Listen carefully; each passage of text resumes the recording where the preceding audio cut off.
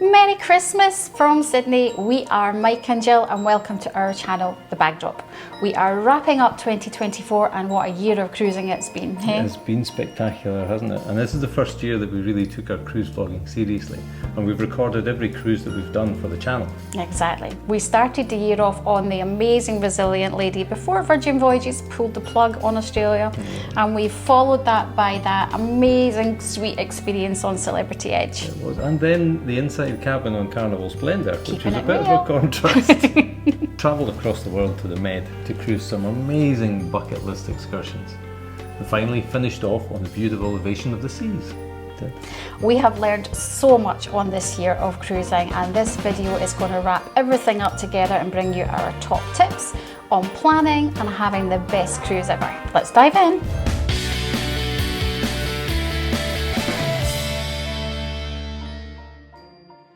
Okay, starting with number 10. Cruise ships are full of activities that you might never consider trying on land. You could find yourself in a skydiving simulator, or in a nightclub wearing your PJs, or doing a bar crawl with strangers. Ultimately, you're on holiday, so get out of your comfort zone and make some memories that will last a lifetime. In general, cruisers are asked to leave their luggage in the hallway on the last night of the cruise, and it's taken off the ship for them to collect at the port. But if you prefer to keep your luggage with you, keep an eye out for the disembarkation instructions in your cabin and follow the self-disembarkation process. Just be aware, the lifts are very busy, and if you have your luggage with you, it can be hard work. The spas on cruise ships are notorious for their upselling. Remember, it's absolutely okay to say a polite no thank you and not feel pressured into buying products or services. But if you do plan to use the spa, definitely look at the deals being offered on day one, because they generally don't get much better than that. There is so much to do on a cruise ship that you can get carried away and feel you have to do it all. Just remember you're on vacation, and it's okay sometimes to say yes to an afternoon nap, or to have a lie-in in the morning. Specialty dining is often the best food on board, but it comes at a cost, so don't forget some of these restaurants are also open for lunch, with the bonus being that it's cheaper than dinner time. Remember that the ship will always be quieter on port days, so you can enjoy a bit more space and sometimes special offers. Some of the best days are when everyone gets off the ship to see the wood chips at Burney and the ship is quiet and relaxed. You will never regret having genuine conversations with the crew on a ship. They have some amazing stories to share from their travels, and they love getting to know the guests. And while we're talking about the staff, please be nice to them. They work incredibly hard for long lengths of time and are mostly far, far away from family. Treat them with kindness and respect. The location of your cabin has the potential to make or break your vacation. In our cabin on Resilient Lady, we could clearly hear the daily rehearsals from the Red Room throughout the afternoon.